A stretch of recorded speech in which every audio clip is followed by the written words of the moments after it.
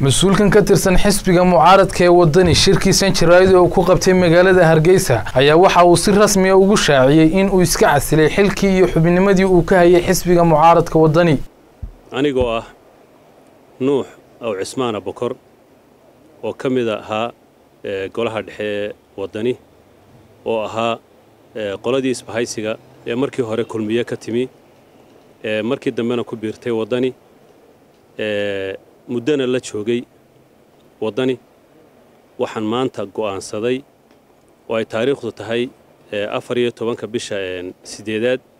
2017 inaan xisbiga xubinimadiisii iyo golihiisii dhexe iska casilo sidoo kalena waxa uu mas'uulkani tilmaamay sababaha uu uga baxay xisbiga mucaaradka wadani halka uu deegaanada uu ka soo jeedo iyo taageerayaashiisana ugu baaqay in ay ka warsugaan halka uu ku biiri doono maadaama uu ka digarogtay xisbiga mucaaradka wadani oo uu ka tirsanaa sababaha aan iskaga casilaya waxa weeye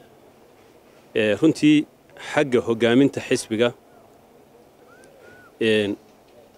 maamulka xisbiga oo runtii aad u jilicsan oo aan sidii anigu kolley markaan fikirkayga iyo maskaxdayda la tashaday dalkan Somaliland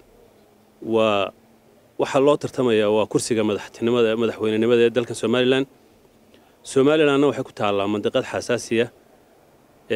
geeska Afrika oo ay colaado iyo mushkilado ku hareeraysan yihiin runtii waxay u baahan tahay go'aan qaadasho